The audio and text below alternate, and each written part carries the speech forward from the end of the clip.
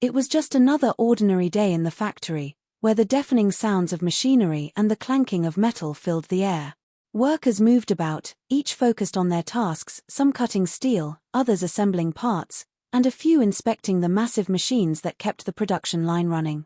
But today, something was about to happen that would shatter the routine, something that one worker, Mike, would never forget.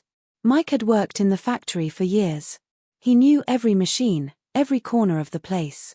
He was just finishing up repairs on an old piece of equipment when he heard it, a faint noise, barely audible over the rumble of the factory. At first, he dismissed it as just another sound in the chaotic environment. But then, he heard it again. He paused, wiped the sweat off his forehead, and looked around. Everything seemed normal. The workers were busy, the machines were running, and nothing seemed out of place. But something in his gut told him to look closer. He crouched down near the machine he was working on and peered into the shadows beneath it. That's when he saw her. A girl, no older than 10 or 11, was curled up in the small space under the machinery, her wide eyes filled with fear. Her face was smudged with dirt, her clothes torn and dusty. She was trembling, her breath shallow as if she was trying to make herself invisible. Mike's heart pounded. "Hey, what are you doing here?" he asked, keeping his voice low so as not to startle her. The girl didn't respond. She only pressed herself further into the darkness, as if she was afraid he might call for help. That's when he noticed her hand. His breath caught in his throat. He knew, in that instant, that there was no time to hesitate. He had to act fast. Meanwhile, across town, on a busy city bus, a different kind of moment was unfolding. A teenage boy named Jamal was on his way home from school, lost in thought as the bus rumbled through the streets. The seats were mostly full, and the air was thick with the chatter of passengers. Then, a pregnant woman stepped onto the bus. She glanced around, searching for a seat, but there were none available. People either didn't notice her or pretended not to. Without thinking twice, Jamal stood up. You can take my seat," he said politely. The woman looked at him, surprised, then gave a grateful smile as she slowly sat down. "Thank you, young man," she said. Jamal just nodded, gripping the overhead bar as the bus continued on its way. He didn't think much of it, just a small act of kindness, something his mother had always taught him to do. But then, a few minutes later, the woman reached into her bag, pulled out a small folded note, and handed it to him.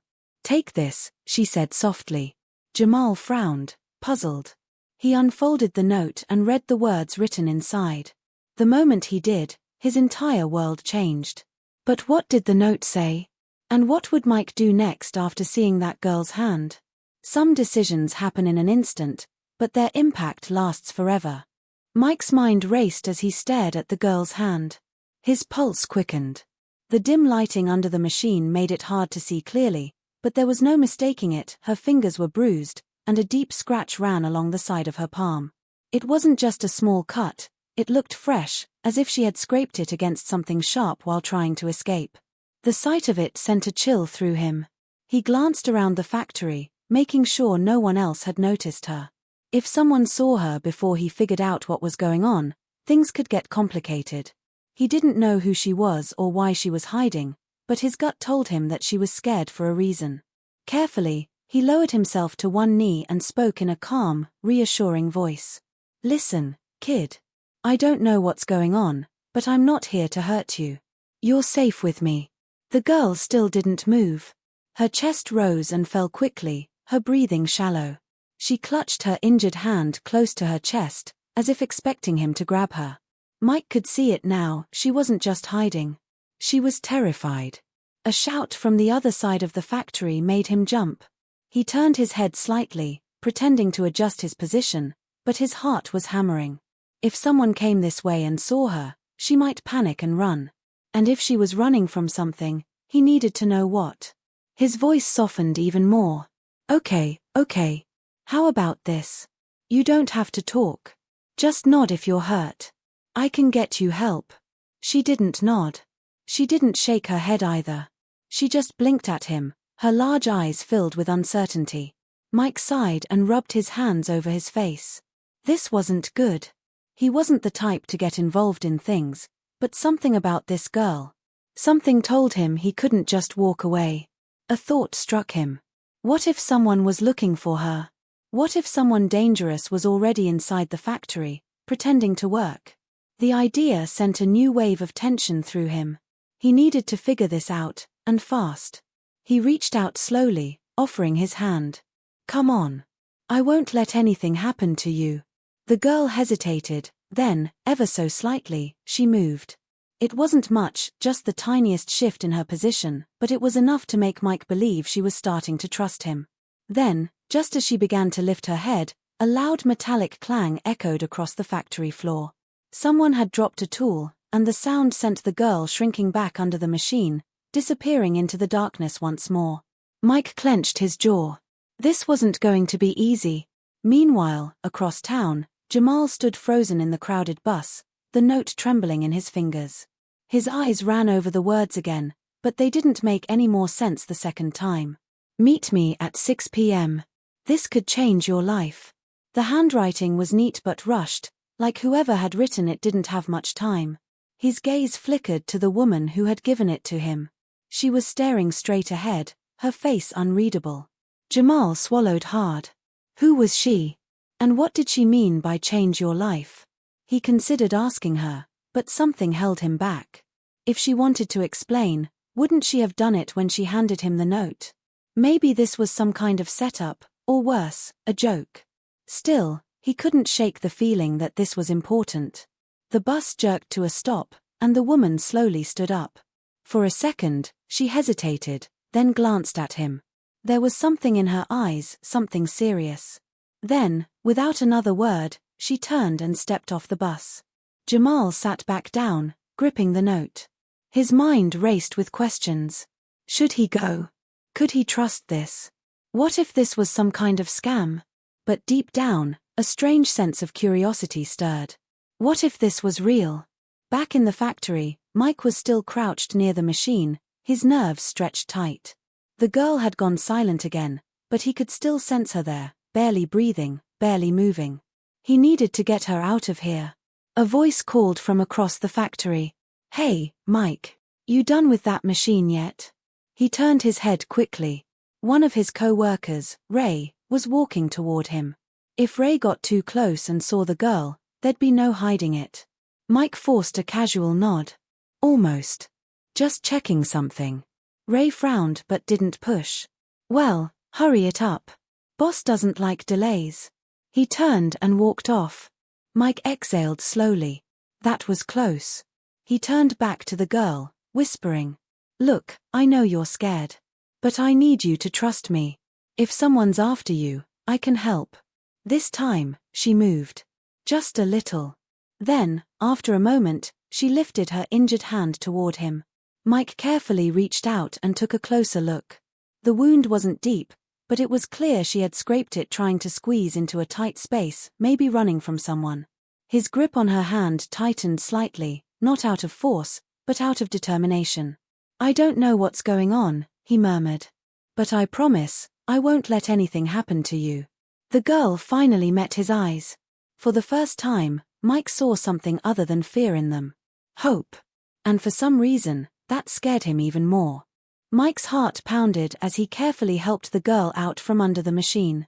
She was small, fragile, and her entire body was tense, as if she was expecting something bad to happen any second. Her injured hand trembled in his grip, but she didn't pull away this time. He glanced around again. The factory was still busy, but no one seemed to be paying attention to them. He had to move fast. If anyone saw her, there would be questions she clearly wasn't ready to answer. "Okay," he whispered, keeping his voice steady. "Let's get you somewhere safe." The girl hesitated but finally nodded. Mike took that as a sign to move. He led her carefully along the edge of the factory floor, keeping close to the machines where they wouldn't attract attention. Every step felt like a risk. His mind was racing with possibilities. Who was she running from? Why was she hiding in a factory of all places? Just as they reached the far end of the room, Mike heard heavy footsteps behind him. "Hey, you there." His stomach twisted. He didn't recognize the voice, but it wasn't one of his co-workers. It was deeper, rougher. He turned slightly, keeping the girl behind him. A man in dark clothing was standing near the entrance, scanning the factory floor. His eyes moved quickly, searching. Mike could tell just by looking at him, this man wasn't here for work. The girl stiffened behind him, gripping his sleeve tightly. That was all the confirmation Mike needed. Whoever this guy was, she didn't want to be found by him. The man's gaze landed on them. For a split second, there was no movement, no sound, just heavy tension in the air. Then the man started walking toward them, his strides quick and deliberate. Mike didn't think. He acted. "Come on," he whispered urgently, grabbing the girl's hand and moving fast. He led her toward the storage area near the back of the factory, where spare parts and tools were kept. It was darker there, and hopefully, they could hide before the man caught up. Behind him, the footsteps grew louder. Mike pulled the girl into a narrow space between two shelves, pressing his back against the cold metal. The girl was shaking now, gripping his shirt tightly. The man's voice rang out across the factory. "I know you're in here. You can't hide forever." Mike held his breath. The girl squeezed her eyes shut. For a few agonizing moments, the only sound was the distant hum of machines. Then the footsteps stopped. Mike waited. His pulse was racing, but he forced himself to stay still. If they moved now, they'd give themselves away. The silence stretched on. Then, more footsteps, moving away this time. The man was leaving. Mike exhaled slowly. He turned to the girl, whispering, "We need to get out of here. Now." She nodded, her face pale. Mike peeked around the corner. The man was near the entrance, talking to someone on his phone. This was their chance. He took the girl's hand again and led her toward the side exit, keeping low, moving quickly. His muscles were tense, ready to run if they had to. They were almost there. Just a few more steps. Then a voice shouted, "Hey, stop." Mike's blood turned cold. At that same moment, across town, Jamal stood outside a small cafe, staring at the clock above the entrance. 5:58 p.m. The note had said 6 p.m. He shifted nervously, glancing around. He still wasn't sure if coming here was a good idea, but something told him he needed to see this through. The streets were busy with people heading home from work. Cars honked, lights flickered, but Jamal felt like he was in a different world, one where time had slowed down, waiting for whatever was about to happen. Then he saw her. The woman from the bus. She was standing across the street, watching him. For a moment, neither of them moved. Then she raised a hand, motioning for him to come over. Jamal hesitated. Every instinct told him this was a moment he wouldn't forget. He took a deep breath and stepped forward. Jamal stepped off the curb, his heart hammering in his chest. The woman remained still, her expression unreadable. He wasn't sure if he was walking toward something good or stepping straight into a mistake. But something deep inside told him to keep going. As soon as he reached her, she glanced around nervously, as if checking for someone. Then she handed him another small folded paper. "Read it when you're alone," she said quietly. "And whatever you do, don't ignore it." Jamal stared at her, confused. "Wait, what is this about? Who are you?" But she was already turning away. "Hey, wait," he called out, but she didn't stop. She disappeared into the crowded sidewalk, blending into the city before he could follow. Jamal exhaled, his fingers tightening around the paper. His curiosity burned, but so did his nerves. He found a nearby bench and quickly unfolded the note, scanning the words. "You're in danger. Don't trust anyone. Someone is watching you." His breath caught in his throat. His hands went cold. What was this? A warning? A threat? Was it about the bus? The seat he had given up? None of it made sense. He glanced around, suddenly hyper-aware of his surroundings. Had someone followed him here? Was he really being watched? His pulse pounded as he shoved the note into his pocket. He needed to think. Needed to figure out what was happening. But before he could even process it, his phone buzzed in his pocket. A text. Unknown number. It's already started. Jamal's stomach twisted. He didn't recognize the number. The air around him felt heavier now, like the city had suddenly turned against him. Who was sending these messages? And what had already started? Meanwhile, across town, Mike tightened his grip on the girl's hand and ran.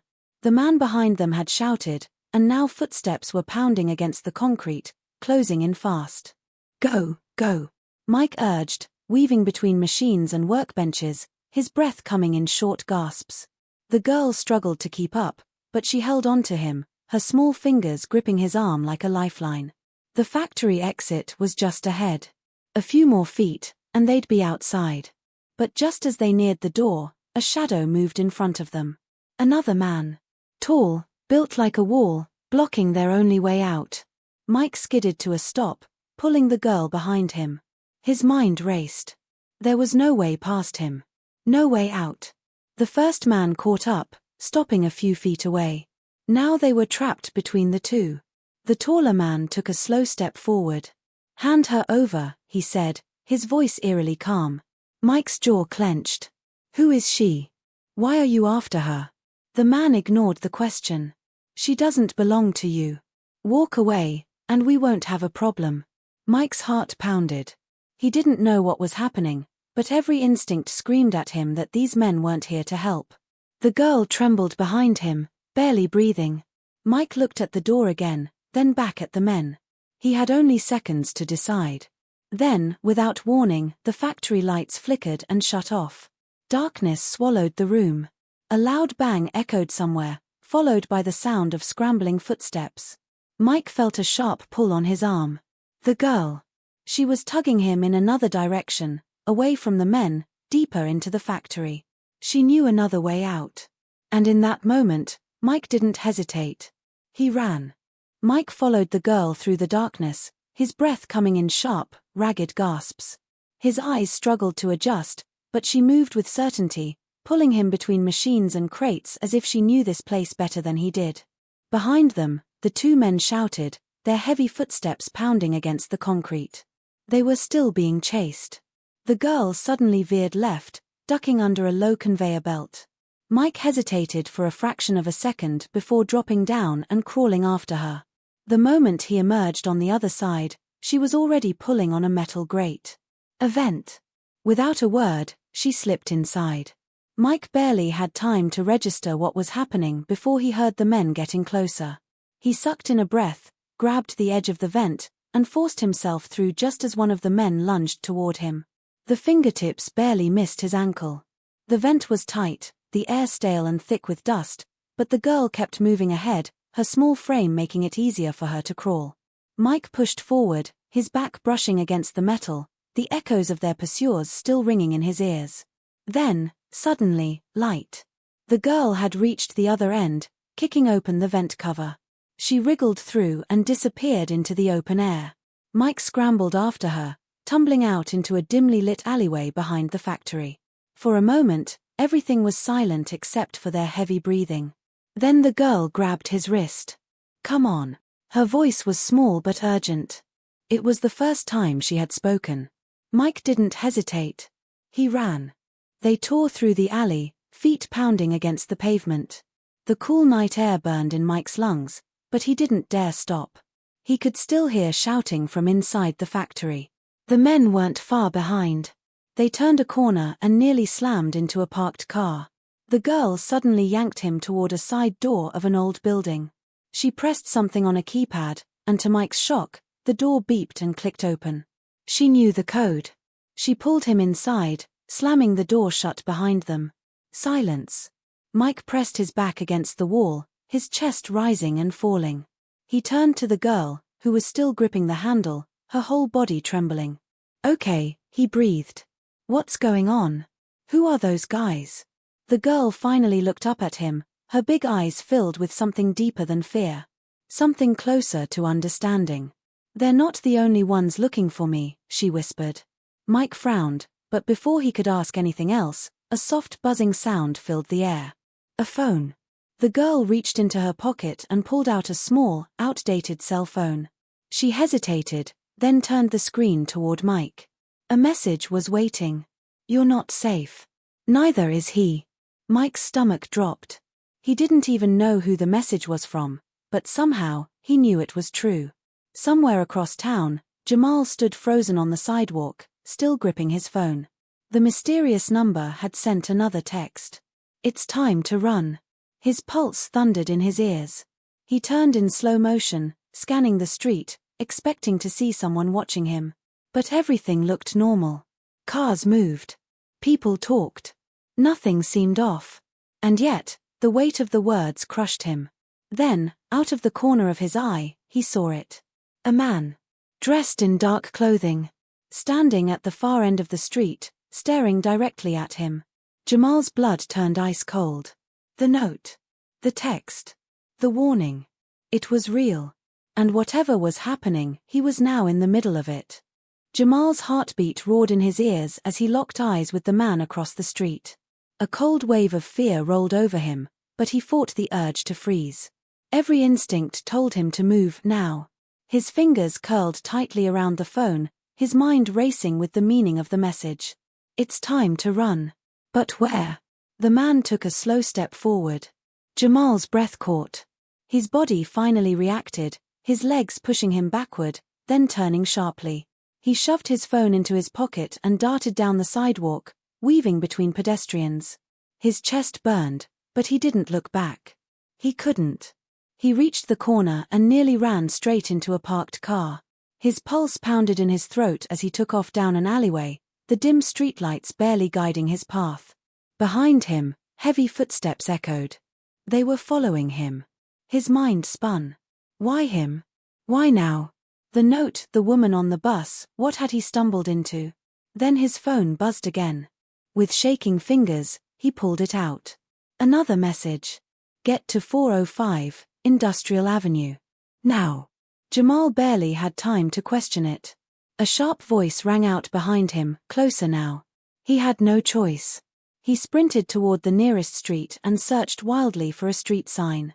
When he found it, his stomach twisted. He was only a few blocks from Industrial Avenue. Whatever was happening, someone wanted him there.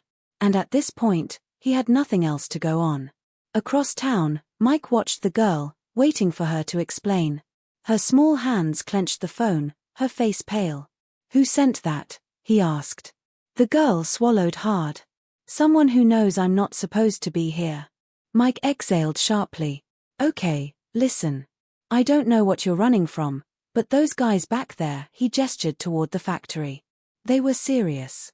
And now, whoever this is, they think I'm involved too." She hesitated, then finally looked up at him. "I didn't mean to bring you into this. But I don't think you were brought in by accident either." Mike's stomach turned at the way she said it, like she knew more than she was letting on. Before he could ask, her phone buzzed again. "He's coming." The girl's breath hitched. Mike's jaw tightened. Then, 3 loud knocks pounded against the metal door. They both jumped. Mike grabbed the girl's arm, pulling her away from the door. His mind raced. There was no way out except back the way they came. Another knock, louder this time.